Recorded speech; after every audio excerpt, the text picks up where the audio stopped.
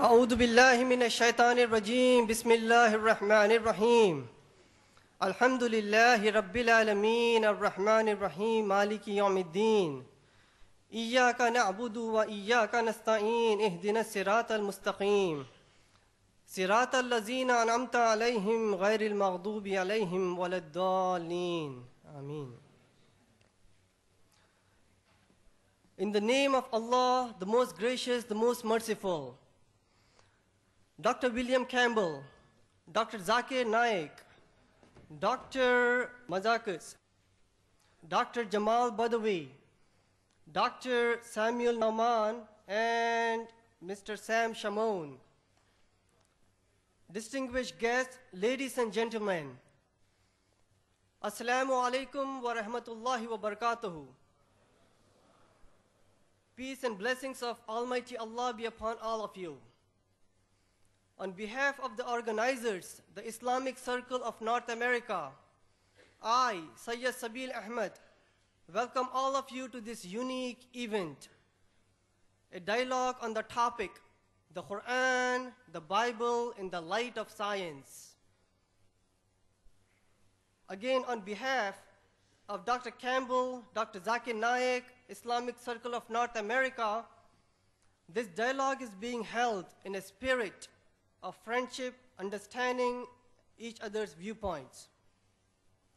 A brief introduction of ICNA's activities, Islamic Circle of North America. The goals of Islamic Circle of North America are to motivate Muslims to perform their duty of being witnesses unto mankind, offering educational, training opportunities to increase the Islamic knowledge and to enhance the character.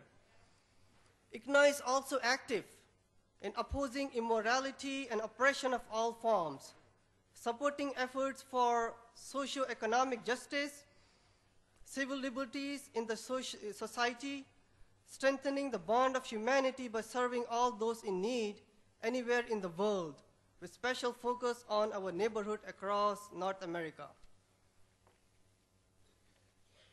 For today's unique dialogue, the two main moderators are Dr. Mohamed Naik, representing Dr. Zakir Naik, and Dr. Samuel Nauman, representing Dr. William Campbell. It is my duty to ensure a fair and proper conduct of this meeting.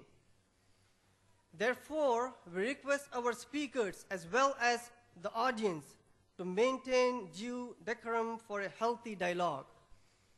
With that, I would request Dr. Samuel Nauman to give the introduction of Dr. William Campbell. Assalamu alaikum. Thank you, Brother Sabil Ahmed. It's a pleasure and honor to be here with you this evening.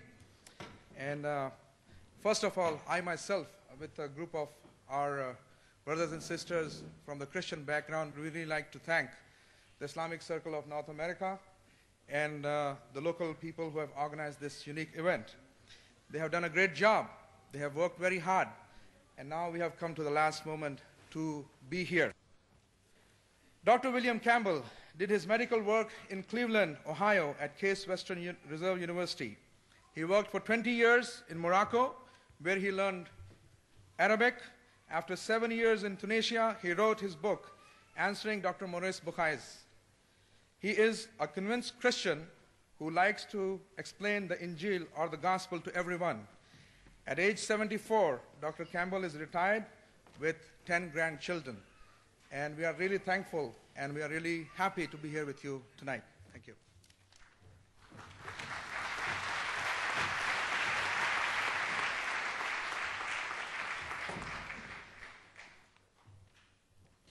On behalf of the Islamic Research Foundation, I, Dr. Mohamed Naik,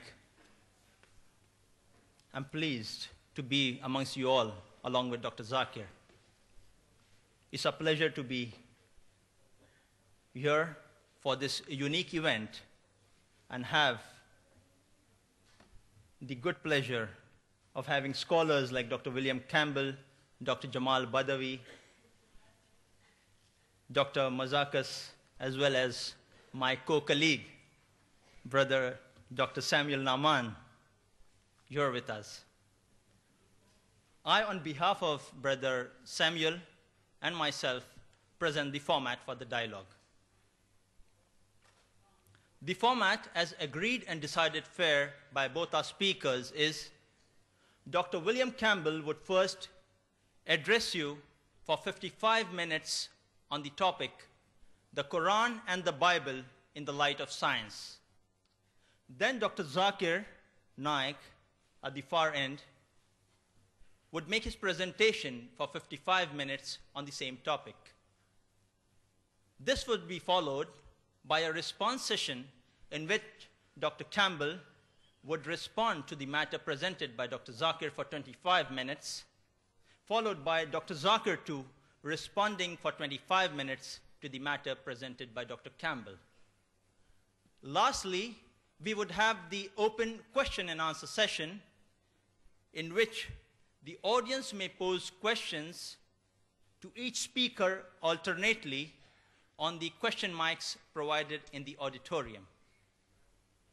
After the mics questions are handled, we would allow questions on index cards to be provided by volunteers in the aisles and in the order selected at random by the coordinators and the advisors to each of the speakers. Ladies and gentlemen, to address you today, Dr. William Campbell.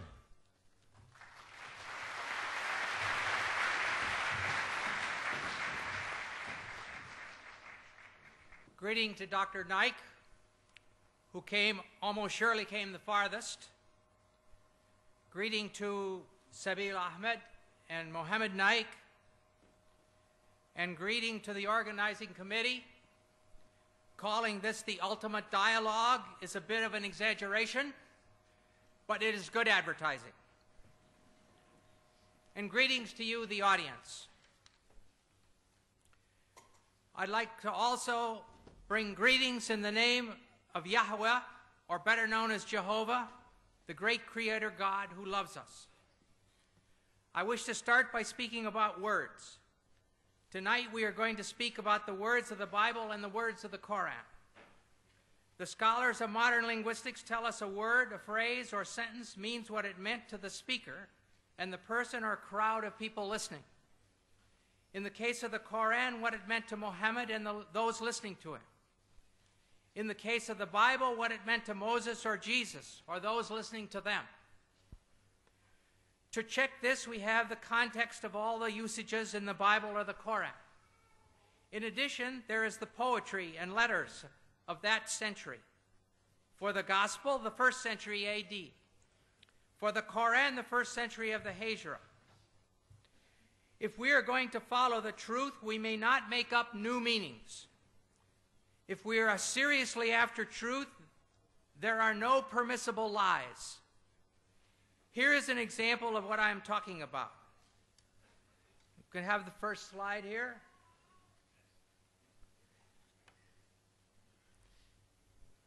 This is talking about 2 dictionaries that I have in my home, one from 1951 and 1991.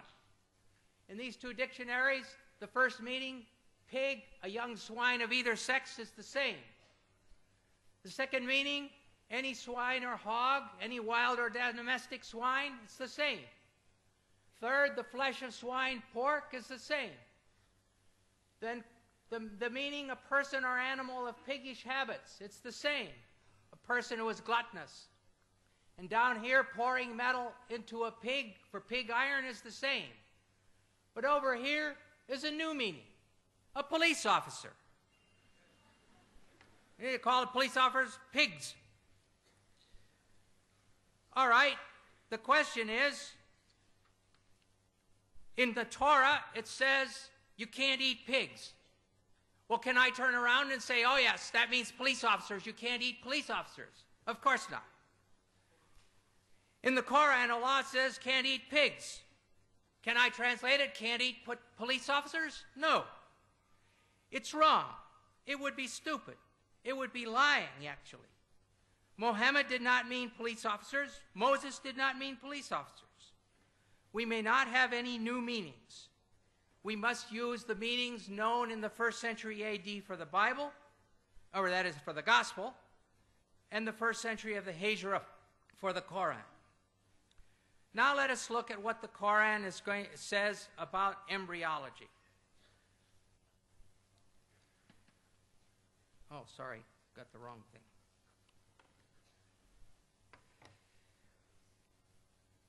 It has been said that the idea of the embryo developing through stages is a modern one, and that the Quran is anticipating modern embryology by depicting differing stages. In a pamphlet entitled Highlights of Human Embryology by Keith Moore, Dr. Moore claims the realization that the embryo develops in stages in the uterus was not discussed or illustrated until the 15th century. We will weigh this claim by considering the meaning of the Arabic words used by the Quran, and secondly, by examining the historical situation leading up to and surrounding the Quran. We will start by looking at the main words using the word alaka, main verses. The Arabic word alaka in the singular, or alaq as the collective plural, is used 6 times. In the Surah of the Resurrection, Al-Qiyamah, 75, 35 to 39, we read, "Was he man, not a drop of sperm ejaculated? Then he became alaka, and God shaped and formed and made of him a pair, the male and the female." In the Surah of the Believer, Al-Mu'min, 40:67, it says, "He it is who created you from dust, then from a sperm drop, then from a leech-like clot, alaka, then brings you forth as a child, that perhaps you may understand." In the Surah of the Pilgrimage, Al-Hajj 22:5, it says, "O mankind, if you have doubt about the resurrection, consider that we have created you from dust, then from a drop of seed, then from a clot, alaka, then from a little lump of flesh, shapely and shapeless." And finally, the fullest treatment is in the Surah of the Believers, Al-Mu'minun, 23:12 to 14, which reads, "Verily, we created man from a product of wet earth, then placed him as a drop of seed in a safe lodging. Then we fashioned the drop a clot, alaka, and of the clot we fashioned a lump, and of the lump we fashioned bones, and we clothed the bones with meat. Then we produced it as another creation." And here you have the stages according to the Quran. Nutfa, sperm; alaka, clot; mudagha, piece of meat; adam, bones; and the 5th stage, dressing the bones with muscles. Over the last 100+ years, this word alaka has been translated as follows. There's 10 translations here. I'm not going to read them all. 3 are in French, where it says un gomo de sang, or a clot of blood. 5 versions are English, where it's either clot or leech-like clot. 1 version is in Indonesian, at the bottom there, segumpal darah, lump of or clot of blood.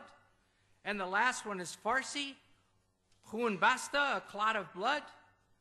As every reader who has studied human reproduction will realize, there is no stage as a clot during the formation of a fetus. So this is a very major scientific problem. In the dictionaries of Wer and Abdanur, the only meanings given for alaka in this feminine singular are clot and leech. And in North Africa, both of these meanings are still used. Many patients have come to me to ask for a clot to be removed from their throat. And many women have come to me and told me their period didn't come. When I say, "I'm sorry, I can't give you medicine to bring your period because I believe that's a baby," they would say, "Mazel dim, it's still blood."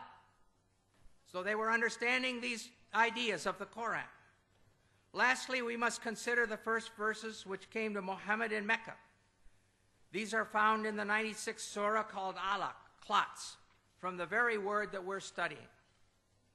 In 96:1-2 we read, "Proclaim, in the name of your Lord who created man from alaq." Here the word is in the collective plural. This form of the word can have other meanings because alaq is also the derived verbal noun of the verb alika. The verbal noun usually corresponds to the gerund in English, as in the sentence, swimming is fun. Therefore, we could expect it to mean hanging or clinging or adhering. But the 10 translators listed above have all used clot, or congealed blood, in this verse too. In spite of the number and qualifications of these translators who use the word clot, the French Dr. Maurice Bucaille has sharp words for them. He writes, "What is more likely to mislead the inquiring reader is once again the problem of vocabulary. The majority of translations describe, for example, man's formation from a blood clot. A statement of this kind is totally unacceptable to scientists specializing in the field. This shows how great the importance of an association between linguistic and scientific knowledge is when it comes to grasping the meaning of Quranic statements on reproduction." Put in other words, Bucaille is saying, nobody has translated the Quran correctly until I, Dr. Bucaille, came along. How does Dr. Bucaille think that it should be translated? He proposes that instead of clot, the word alaka should be translated as something which clings, which would refer to the fetus being attached to the uterus through the placenta. But as all you ladies who've been pregnant know, the thing which clings doesn't stop its clinging to become chewed meat. It keeps on being the thing which clings, which is attached by the placenta for 8.5 months. Thirdly, these verses say that the chewed meat becomes bones, and then the bones are covered with muscle. They give the impression that first the skeleton is formed, and then it is clothed with flesh, and Dr. Bucaille knows perfectly well that this is not true. The muscles and the cartilage precursors of the bones start forming from the somite at the same time. At the end of the 8th week, there are only a few centers of ossification started, but the fetus is already able to make muscular movement. In a personal letter from Dr. T.W. Sadler, who's associate professor in anatomy and the author of Langman's Medical Embryology, Dr. Sadler states, at the 8th week post-fertilization, the ribs would be cartilaginous, not bone, and muscles would be present. Also at this time, ossification would just begin. Muscles would be capable of some movement at 8 weeks. It's always better to have 2 witnesses, so we shall see what Dr. Keith Moore has to say about the development of bones and muscles in his book, The Developing Human. Extracted from chapters 15 and 17, we find the following information. The skeletal system develops from mesoderm. The limb muscles develop in the limb buds that are derived from this somatic mesoderm. We see that here on this slide. It's difficult perhaps to see, but there's the limb bud. And then here there's just a little bit of cartilage with the muscles around. Here there's more cartilage. And this is the whole, the bones are formed and in the form of bones, but it's all cartilage. No bones yet.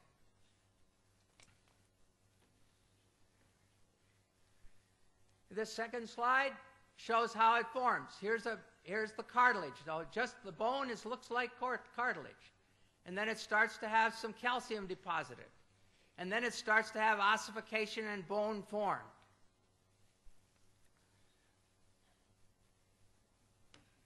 As the bone models form, I want to go back to this. As the bone models form, myoblasts develop a large muscle mass in each limb bud, separating into extensor and flexor muscles. In other words, the limb muscles develop simultaneously from the mesenchyme surrounding the developing bones. So there's the cartilage, and here are the muscles developing around the cartilage. During a personal conversation with Dr. Moore, I showed him Dr. Sadler's statement, and he agreed that it was absolutely valid. Conclusion: Dr. Sadler and Dr. Moore agreed. There is no time when calcified bones have been formed and then the muscles are placed around them. The muscles are there several weeks before there are calcified bones, rather than being added around previously formed bones as the Quran states. The Quran is in complete error here. The problems are far from being solved. Let us return to alaka. Dr. Moore also has a suggestion. He says another verse in the Quran refers to the leech-like appearance and the chewed-like stages of human development. From this definition, Dr. Moore has gone ahead to propose that a 23-day embryo, 3 millimeters long, that's 1/8 of an inch. I can hardly put my fingers that close together without touching. This is Carnegie Stage 10, shown on the inside cover of Moore's book. This is the beginning, and here's the sperm entering the egg. So that's stage 1. Comes down here to stage 6 in the 2nd week. And here's the 3rd week. And there's stage 10, and here's day 23. And this is what Dr. Moore wants to say looks like a leech. If we look further, though, and look at the X-ray, here's day 22, and the backbone is still open. And when we look at day 23, the backbone is open there, and it's open there, and the head is wide open. It doesn't look like a leech at all. And if you keep on, and this is a diagram of it. The head is open, the rostral neuropore. And finally, this diagram shows there is the 20-day embryo. It's got a yolk sac. It's got an umbilicus. It doesn't look like a leech at all. The problem, the great problem with these new definitions for the word alaka is that no confirming examples have been provided from the Arabic used in the centuries surrounding the Hijra. The only way to establish the meaning of the word is by usage. The only way to establish whether the singular form alaka can mean a 3-millimeter embryo or the thing that clings is to bring sentences demonstrating this usage from the literature of the Arabs of Mecca and Medina close to the time of Mohammed, especially from the language of the Quraysh. This will not be an easy task because much work has already been done on the clear Arabic of the Quraysh. The early Muslims understood intuitively the need to know exactly what the Quranic words mean, and for this reason they made comprehensive studies of their language and poetry. Hamza Boubacar, former rector of the main mosque in Paris, brought up this subject at a conference on the one God in Montpellier in 1985. He posed the question to the audience: has the comprehension of the text of the Quran known at the time of Mohammed remained stable? And his answer was, ancient poetry shows that it has. We can only conclude, if the verses which bring spiritual comfort and hope to Muslims have remained stable, then the scientific statements embedded in those verses must also be accepted as stable, unless new evidence can be brought forward. This is especially important since some of the verses say that this information is a sign. The Surah of the Believer, as we saw above, says, He it is who created you from dust, then from a sperm drop, then from a clot, alaka, that perhaps you may understand. And in the Surah of the Pilgrimage, he said, O mankind, if you have doubt about the resurrection, consider. Therefore, the question must be asked. If it was a clear sign to the men and women of Mecca and Medina, what did they understand from the word alaka, which would lead them to faith in the resurrection? The answer: we are going to examine the historical situation leading up to the time of Mohammed to see what Mohammed and his people believed about embryology. We will start with Hippocrates. According to the best evidence, he was born on the Greek island of Kos in 460 BC. And he has stages. His stages are as follows.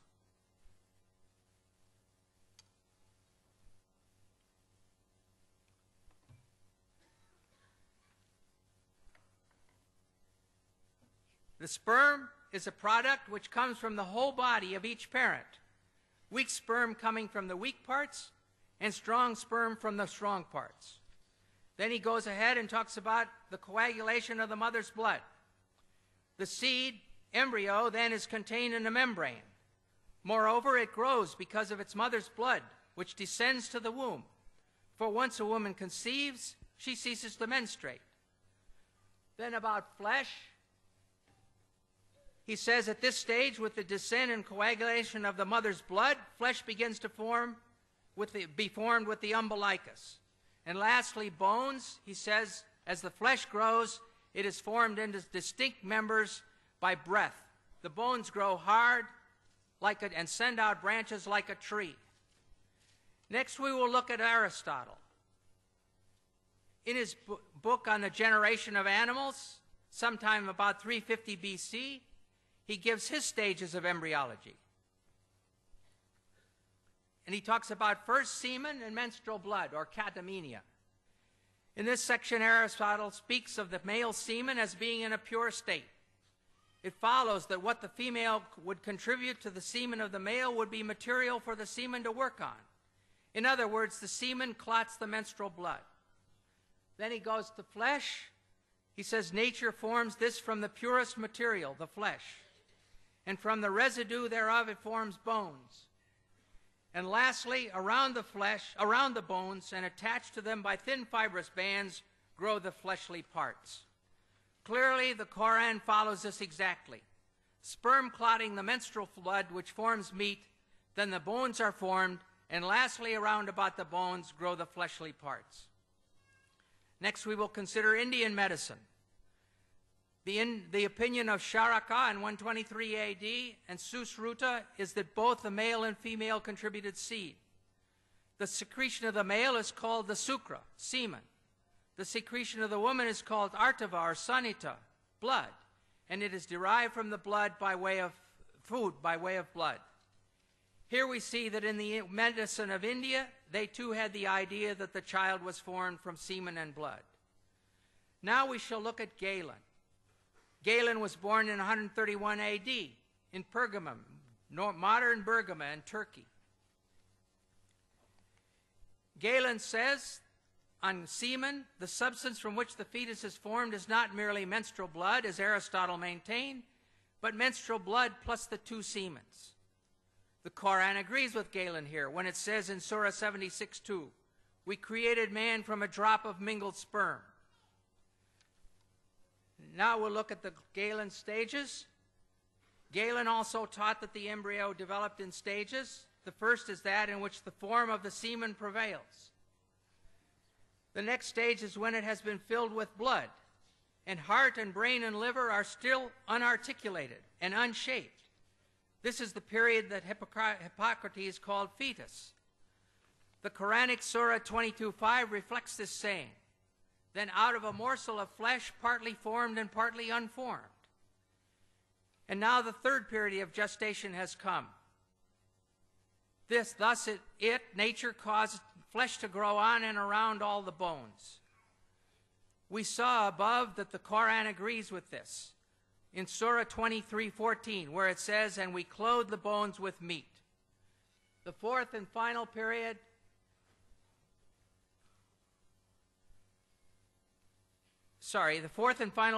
is at the stage when all the parts in the limbs have been differentiated.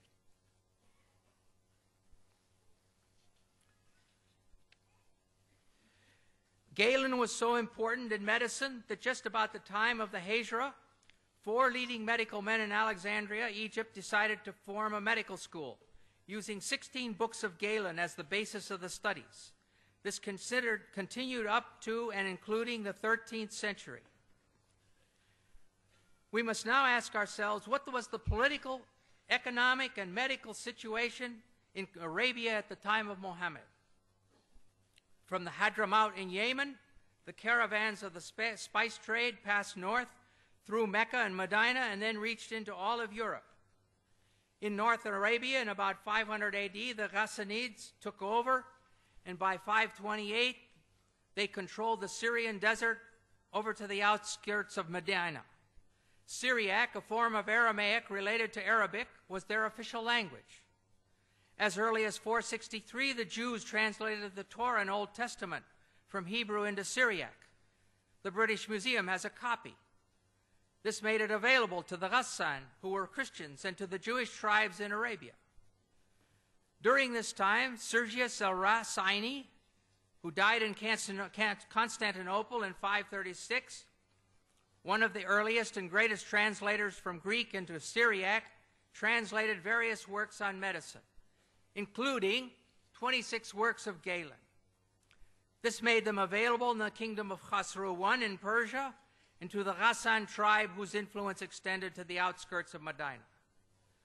Khosrow I, Arabic Kisra, king of Persia, was known as Khosrow the Great.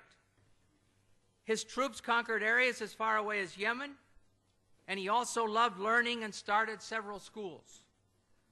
The school of Jundishapur became, during Khosrow I's long reign of 48 years, the greatest intellectual center of the time.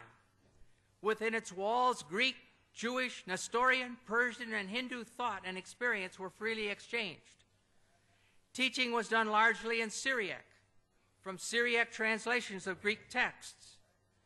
This meant that Aristotle, Hippocrates, and Galen were readily available when the medical school at Jundishapur was operating during his reign.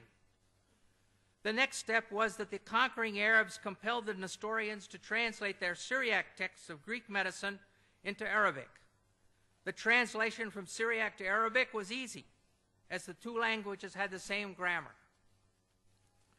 Concerning the local medical situation during Muhammad's life, we know there were physicians living in Arabia during this period.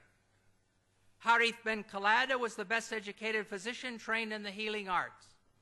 He was born about the middle of the 6th century at Taif in the tribe of Bani Thaqif. He traveled through Yemen and then Persia, where he received his education in the medical sciences at the great medical school of Jundishapur, and thus was intimately acquainted with the medical teachings of Aristotle, Hippocrates, and Galen. Having completed his studies, he practiced as a physician in Persia, and during this time he was called to the court of King Khosrow, with whom he had a long conversation. He came back to Arabia about the beginning of Islam and settled down at Taif.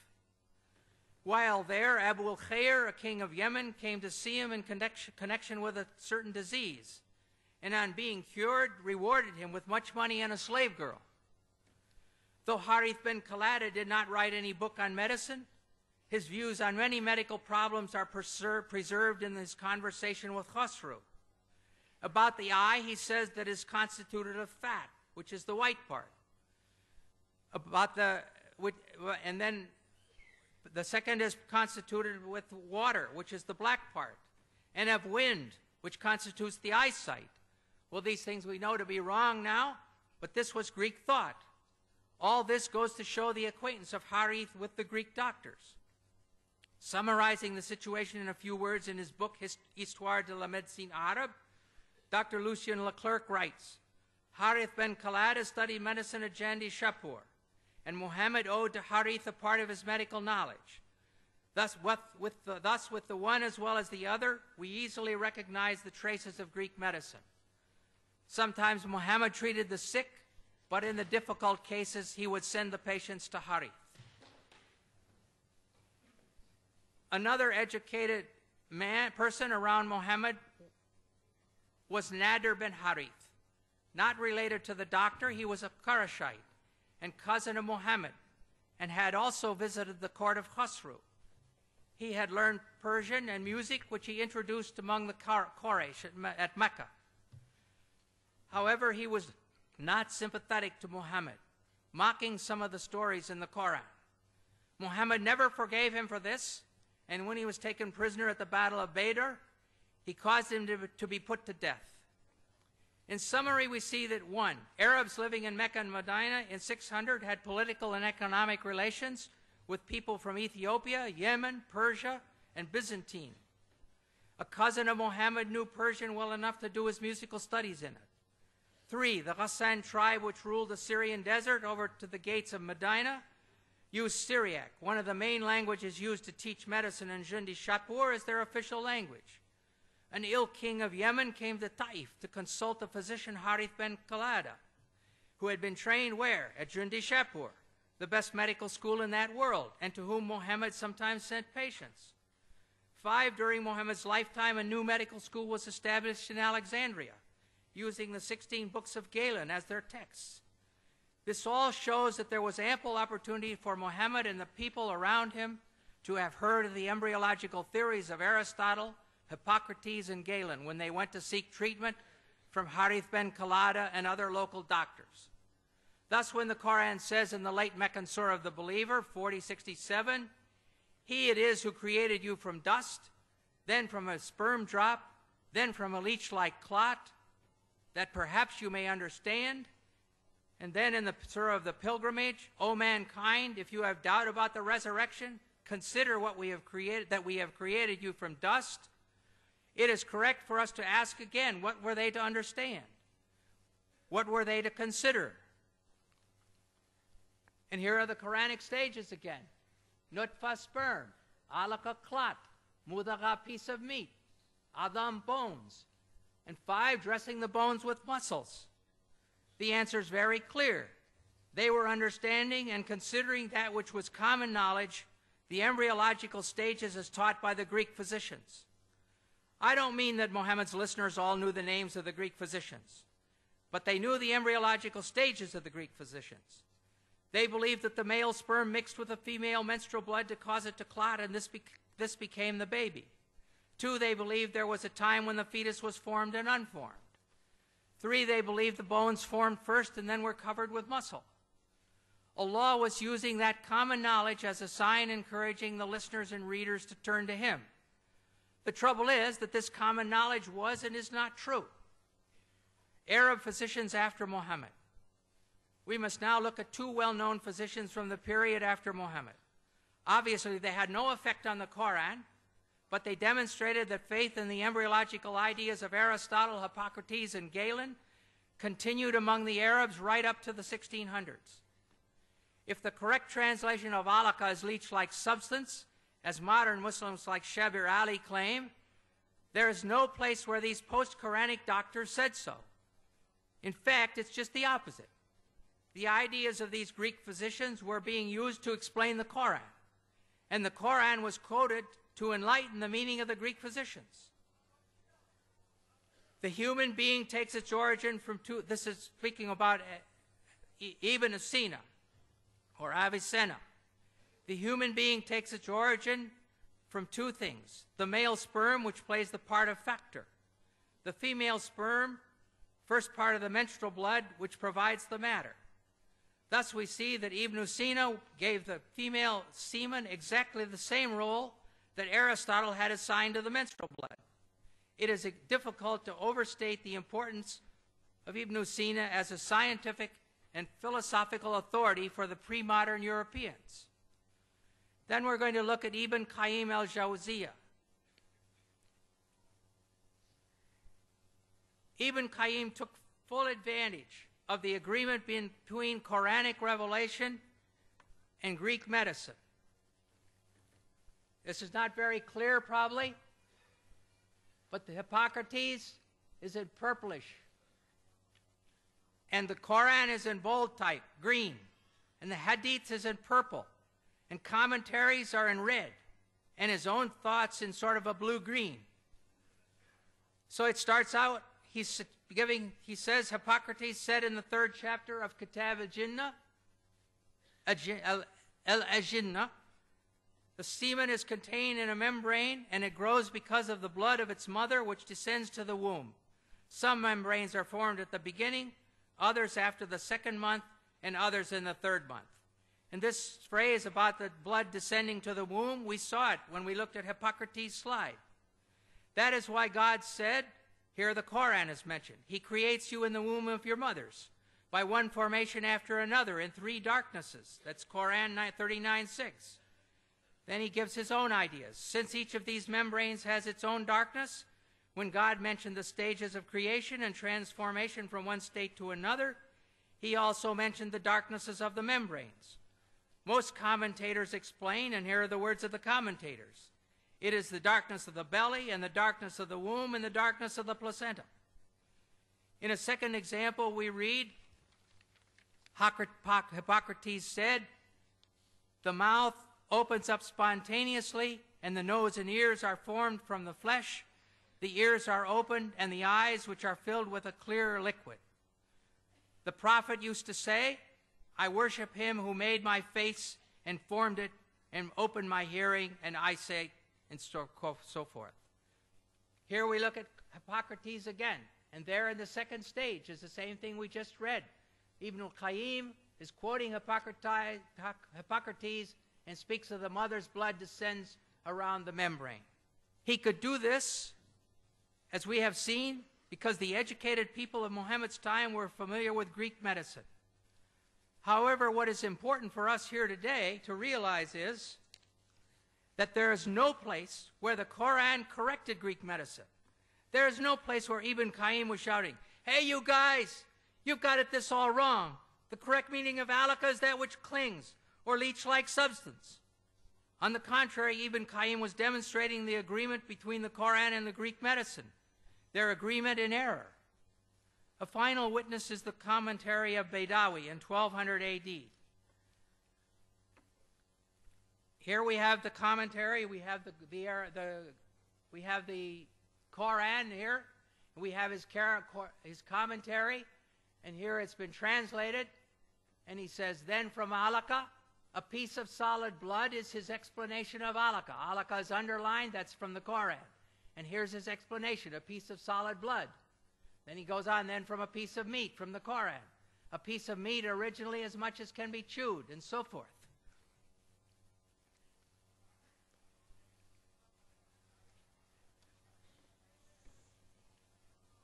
As I mentioned at the beginning of this study, it has been said that the idea of the embryo developing through stages is a modern one, and that the Quran is anticipating modern embryology by depicting differing stages.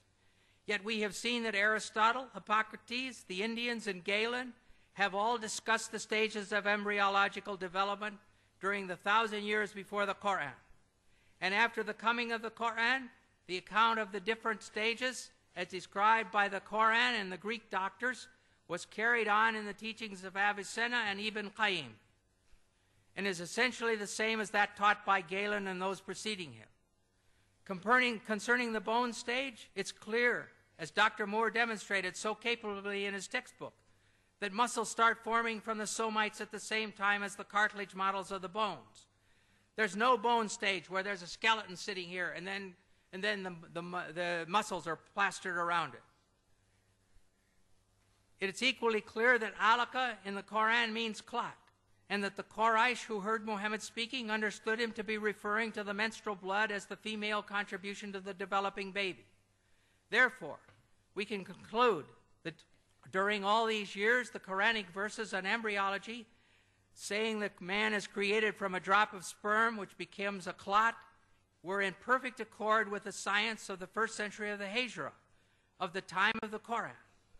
But when compared with the modern science of the 20th century, Hippocrates is in error, Aristotle is in error, Galen is in error, and the Quran is in error. They are all in serious error.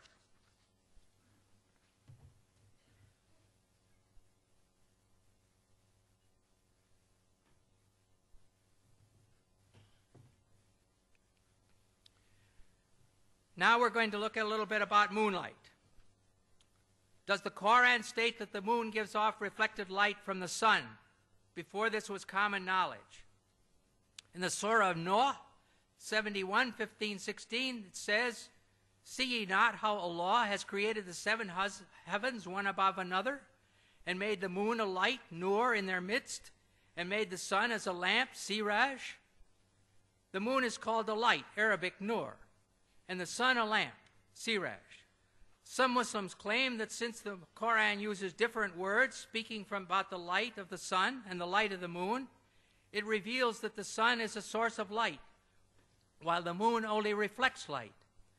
This claim is implied very strongly by Shabir Ali in his booklet Science in the Quran, and stated clearly by Dr. Zakir Naik in his video, "Is the Quran God's word?" as you will now see clearly.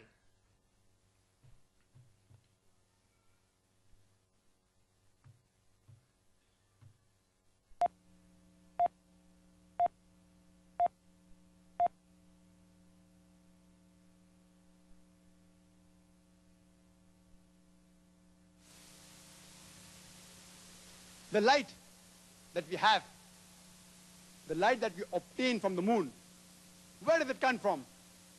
So he will tell me that previously we thought that the light of the moon was its own light. But today, after science has advanced, we have come to know that the light of the moon is not its own light, but it's a reflected light of the sun. I will ask him a question. That it is mentioned in this Quran, in Surah Al-Furqan, chapter number 25, verse number 61. Blessed is he who has created the constellation and placed therein a lamp and a moon, which has reflected light. The Arabic word for moon is qamar. And the light described there is munir, which is borrowed light, or nur, which is a reflection of light.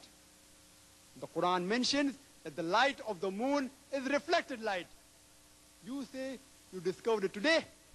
How come it's mentioned in the Quran 1400 years ago? We will pause for a time. He won't reply immediately, and then may say, maybe it's a fluke. I don't argue with him. For sake. Near the end of the video, we heard Dr. Naik explain the Arabic word for moon is qamar, and the light described there is munir, which is borrowed light, or nur, which is a reflection of light. Please do not forget what he said. Munir is borrowed light, and nur is reflected light.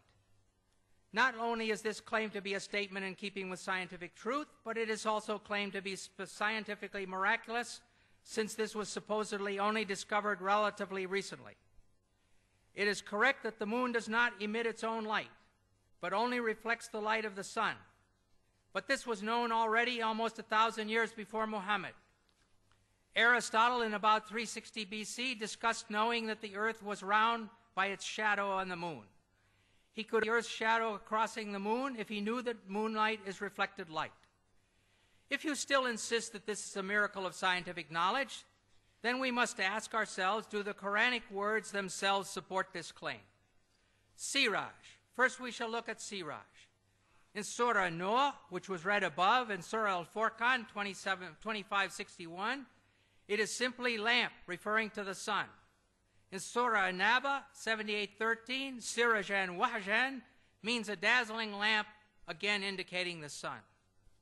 The words nur and munir come from the same Arabic word, root. The word munir is used 6 times in the Quran.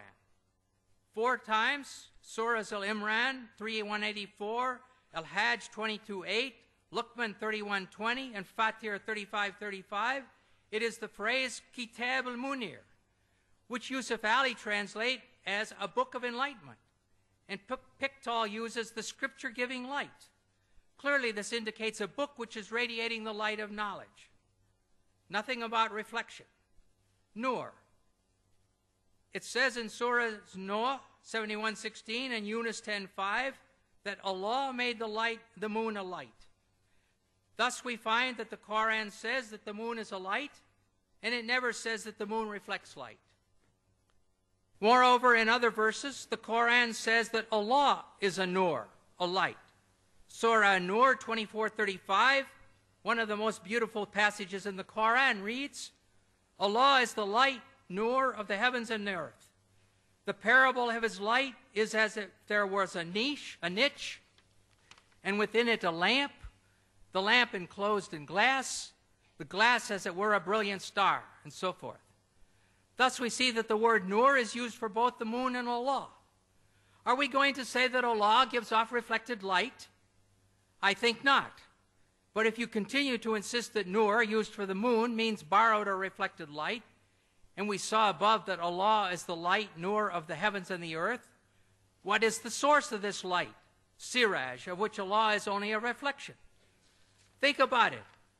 If Allah is named nur or reflected light, who or what is the Siraj?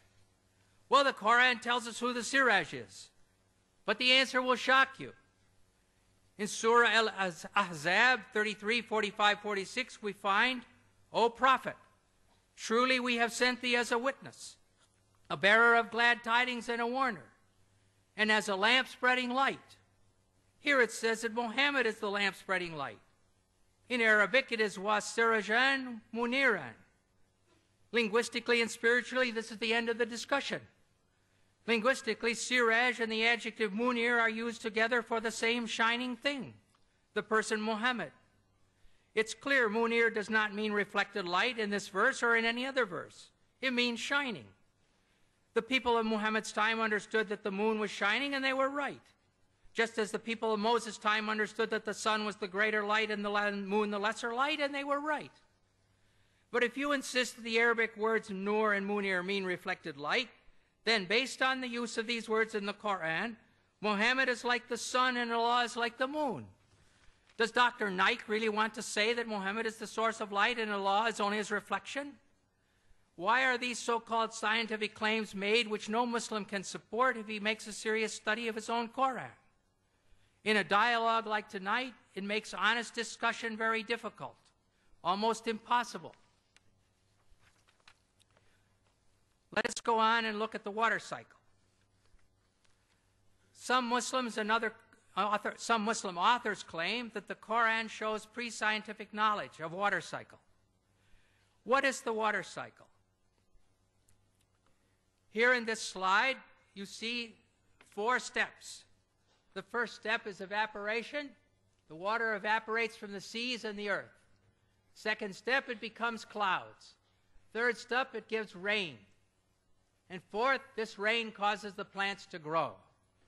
This is all very straightforward, and everybody knows 2, 3, and 4. Even if they live in a town, they know that clouds come and rain comes and their flowers grow. But what about step 1, the evaporation? You can't see it. It's difficult. And the Quran does not have step 1.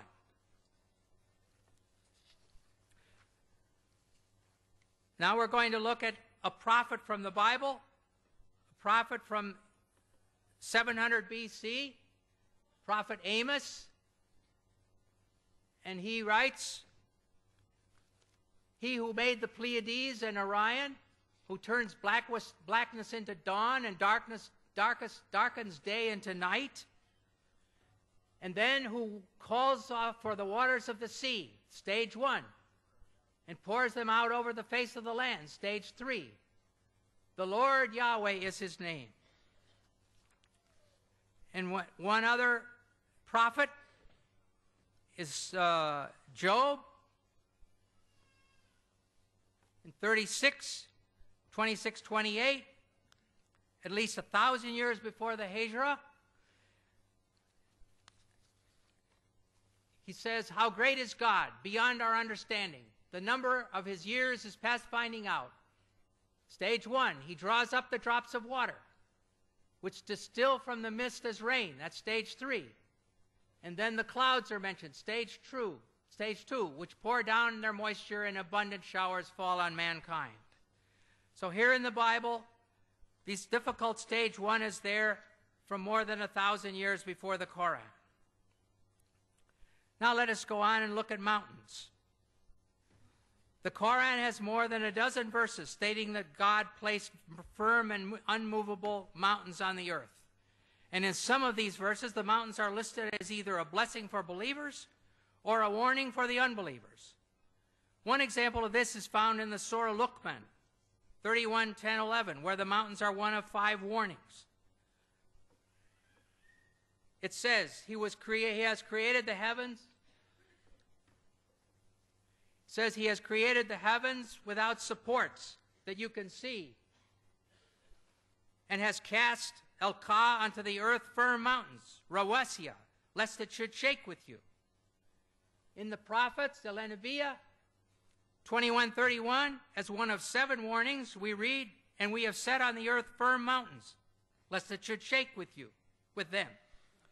Finally, in the B, An-Nahl 16:15, says, "And he has cast Al-Ka onto the earth firm mountains, Rawasiya, lest it should shake with you." We see then that the believers and unbelievers are told that Allah has done this great thing. He's thrown down and placed the mountains so that the earth will not shake violently with them. Therefore, we must ask ourselves, what did they understand? In the next 2 verses, another picture is given. The news, An-Naba 78:6-7. "Have we not made the earth an expanse and the mountains as stakes, al-jibala otadan, as those used to anchor a tent in the ground. And then the overwhelming, al-ghashiyah, 88, 17, 19. Do they, the unbelievers, not look at the mountains, al-jibal, how they've been pitched like a tent? Here men are told that the mountains are placed as tent pegs. Tent pegs keep the tent stable. So again, the idea is put forward that the pegs, the mountains, will keep the earth from shaking. A third picture is presented in the word rawasiya, used for mountains. This word comes from the Arabic root arsa, and the same root is used for the Arabic word for anchor. To throw out or cast the anchor is elqa al-mirsa. So instead of cast the anchor to keep the ship from moving, we have cast the mountains to keep the earth from shaking. From these pictures, it is clear that Mohammed's followers understood that the mountains were thrown down like tent pegs to keep a tent in place, like an anchor to hold a ship in place, to stop the earth from moving, i.e. limit earthquakes. But in fact, this is false. The forming of mountains causes earthquakes. Therefore, these verses present a definite problem. Dr. Maurice Bucaille recognized this and discussed them in his book, The Bible, the Quran, and Science. After quoting the above verses about mountains, he says, modern geologists describe the folds in the earth as giving foundation to the mountains, and the stability of the earth's crust results from this phenomenon of these folds. When asked about this, Professor of Geology Dr. David A. Young says, while it is true that many mountain ranges are composed of folded rock, and the folds may be of large scale, it's not true that the folds render the crust stable. The very existence of the folds is evidence of instability in the crust. In other words, mountains don't keep the earth from shaking. Their formation caused and still causes the surface of the earth to shake. Geological theories at the present time propose that the hardened crust of the earth is made of sections or plates, which slowly move in relation to each other. Sometimes the plates separate, like North and South America separating from Europe and Asia, and Europe and South Africa. And sometimes they go together, and they slide next to each other, and they bump into each other. And then they cause earthquakes. An example of this time of mountain formation is found in the Middle East, where the migration of Arabia toward Iran has resulted in the Zagros range in Iran. In many parts of the world, as one travels along the roads, one sees a hillside where the sandstone layers, which were horizontal when they were deposited, are now sticking up at angles. And so here you can see these sandstone layers, which were horizontal in the beginning, now they're sticking up at 75 degrees, where they were pushed up there by an earthquake, by the mountains being formed. Sometimes the plates get caught on each other and stop sliding. During this period, great forces are built up. When the forces of friction are overcome, the piece of plate that was stuck lurches forward, causing the shock wave of a thrust quake. And all of a sudden it goes thunk like this. In a recent earthquake, it was calculated that the Cocos plate in Mexico suddenly jumped forward 3 meters. Well, if your house suddenly jumped 3 meters, it would be a catastrophe. Another type of mountain is that formed by volcanoes. Lava and ash from inside the earth are thrown out and piled up until a high mountain is formed, even from the bottom of the sea. And we can see this kind of action in this picture. I hope you can see it. Not clear, is it?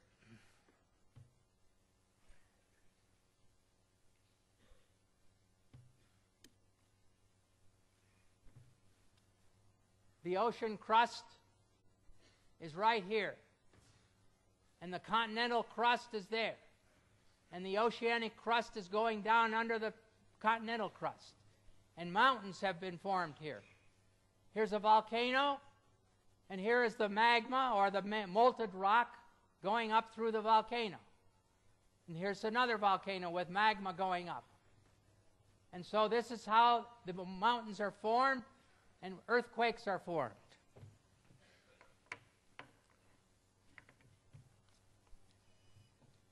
In the case of some igneous mountains, molten rock intrudes into the throat of a volcano's opening and cools, form a relatively dense intrusion, which extends below the surface of the Earth. So if this got stuck and sealed, then it would be like a plug. However, it's not a root. It does not bear the weight of the mountain. It's really a plug. Therefore, on occasion, pressure builds up under the plug, and the volcano explodes, as happened in the South Pacific at Krakatoa in 1883, when the whole island was blown away. And it happened in Mount St. Helena in our days, when the mountain was blown away. We can conclude from this information that mountains were formed originally with movement and shaking, and that now, in the present, earthquakes are caused by their continued formation. When the plates buckle over each other, there are earthquakes. When the volcanoes erupt, there can be earthquakes. However, it is clear that the followers of Mohammed were understanding these verses to say that Allah threw the mountains down as tent pegs or anchors to keep the earth from shaking. Throwing the mountains down into the earth may be poetry, but to say that mountains keep the earth from shaking is a severe difficulty, which is out of step with modern science.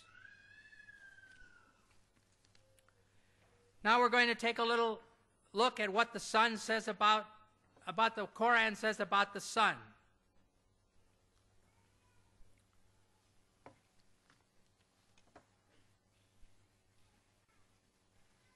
In the Surah of the Kahf, 1886, it says, until when Zul Qarnayn, that's Alexander the Great, reached the setting of the sun, he found it set in a spring of murky water.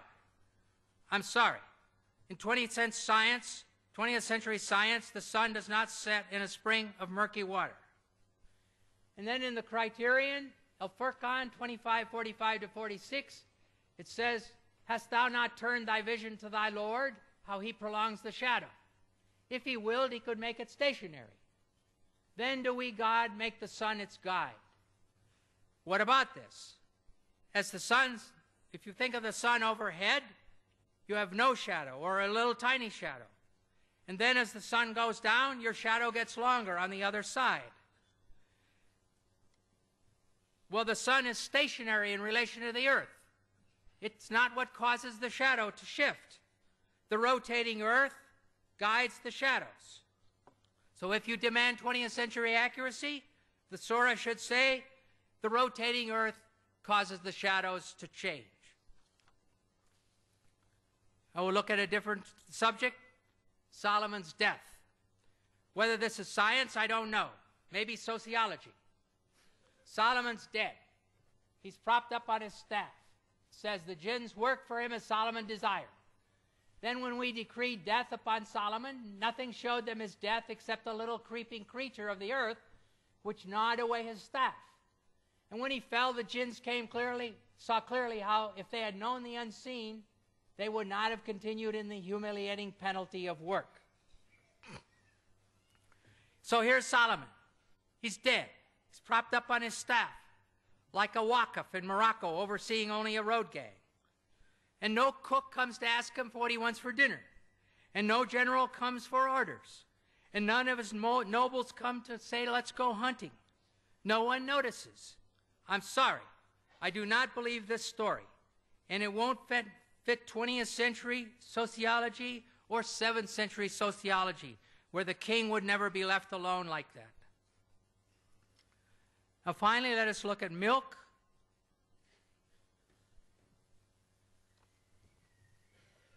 It says in the Surah of the Bee, An-Nahl 1666, we pour out to you from what is within their cattle, in their abdomen, the cattle's abdomen, between excretions and blood, milk, pure and agreeable to the drinkers.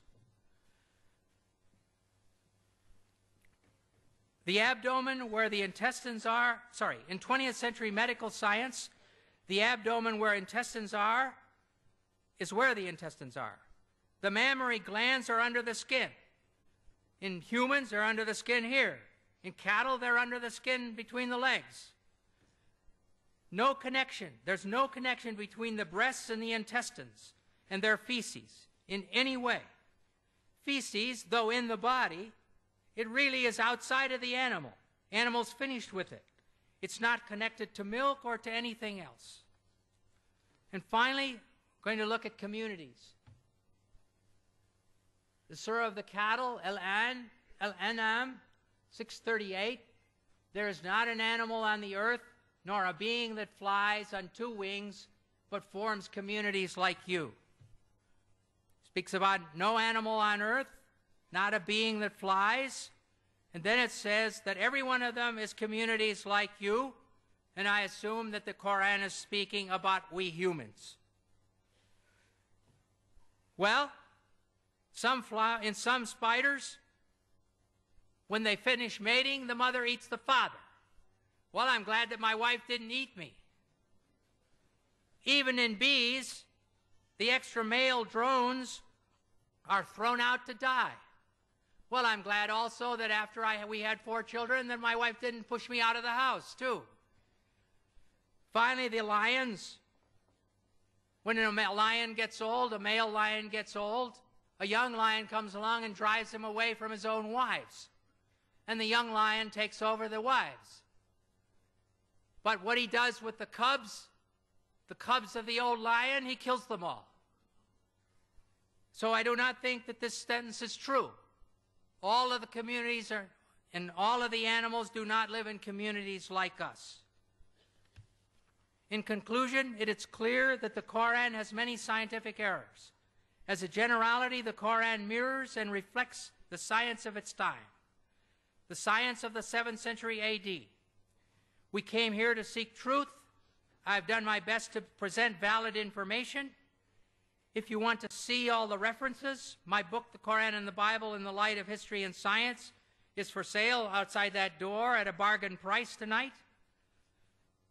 May the God of all truth guide you. Thank you.